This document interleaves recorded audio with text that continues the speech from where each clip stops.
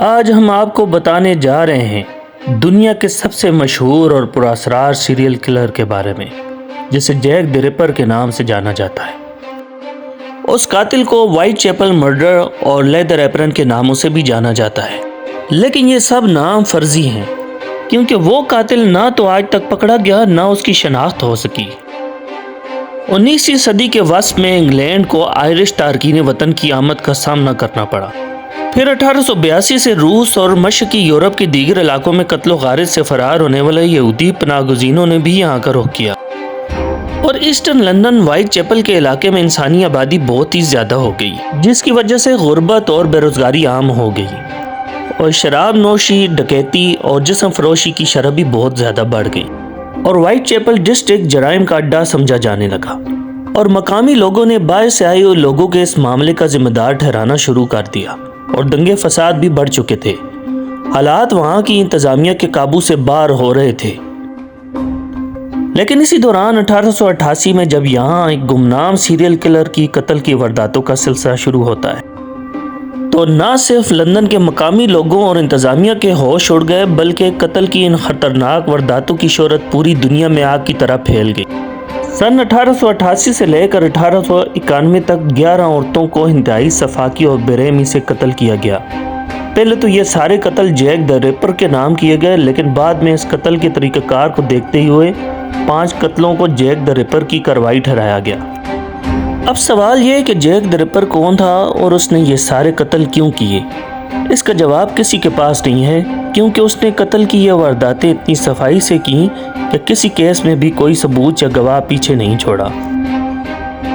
White Chappell district میں جن 5 خواتین کو قتل کیا گیا تھا، ان کو ایک ہی مخصوص طریقہ کار سے قتل کیا گیا،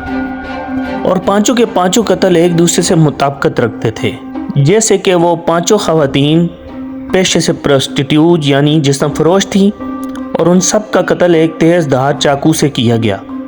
اور جس طرح سے ان کو قتل کر کے ان کے اعضاء کو کاٹا گیا،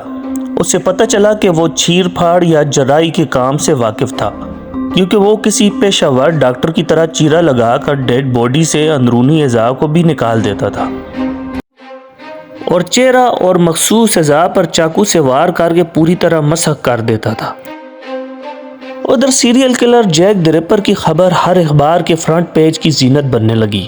اور لوگوں میں بھی اس کا تذکرہ عام ہو گیا۔ دوسری طرف مقامی پولیس اس کو پکڑنے کے لیے ہر طور کوشش میں مصروف تھی، کیونکہ یہ معاملہ بہت ہی زیادہ مشہور ہو گیا تھا۔ اس کے ساتھ جیک دی ریپر کی اطلاع دینے والے کے لیے پولیس نے بھاری رقم کی پیشکش بھی دے دی، جس کی وجہ سے عام لوگ بھی اس کو ڈھونڈ رہے تھے۔ اور چونکہ تفتیش سے یہ بات سامنے آئی تھی کہ جس طرح قاتل نے لاشوں کی چیر پھاڑ کر کے اعضاء الگ کیے تھے، وہ کوئی ماہر انسان ہی کر سکتا تھا،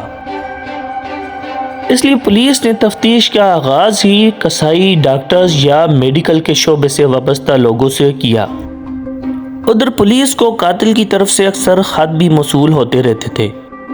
لیکن ایک خط نے تو سب کو ہلا ہی ڈالا۔ فرام ہیل ٹائٹل سے لکھا ہوا یہ خط 15 اکتوبر 1888 کو پوسٹ ہوا تھا۔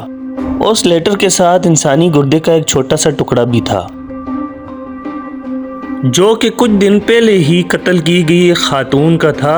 اور قاتل نے بتایا کہ وہ آدھے حصے کو فرائی کر کے کھا چکا ہے۔ اس لیٹر میں گرامر کی بہت زیادہ غلطیاں تھیں، جس سے پولیس کو یہ اندازہ ہوا کہ قاتل کوئی زیادہ پڑھا لکھا شخص نہیں ہے،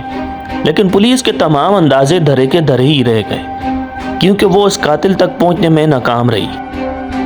وقت کے ساتھ ساتھ کچھ لوگوں کو شک کی بنا پر پکڑا گیا، اور کچھ لوگ تو ایسے بھی سامنے آئے جنہوں نے خود جیک دی ریپر ہونے کا دعویٰ بھی کیا۔ پکڑے گئے سبھی لوگوں سے ہر طرح کی تفتیش کی گئی، لیکن ان میں سے کوئی بھی جیک دی ریپر ثابت نہیں ہو سکا۔ کافی مجرم تو صرف مشہور ہونے کے لیے بھی جیک دی ریپر بننے کے لیے تیار تھے۔ اس کیس میں جو بھی لوگ پکڑے گئے یا جن پر قاتل ہونے کا شک تھا، پولیس ان میں سے کسی کو بھی جیک دی ریپر ثابت نہ کر سکی، کیونکہ کسی کے خلاف بھی کوئی ٹھوس ثبوت یا گواہ نہ ملا۔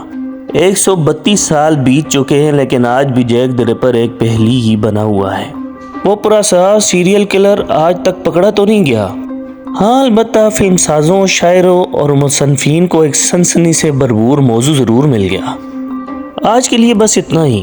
حاضر ہوں گے نئی اور دلچسپ معلومات کے ساتھ اپنی اگلی ویڈیو میں۔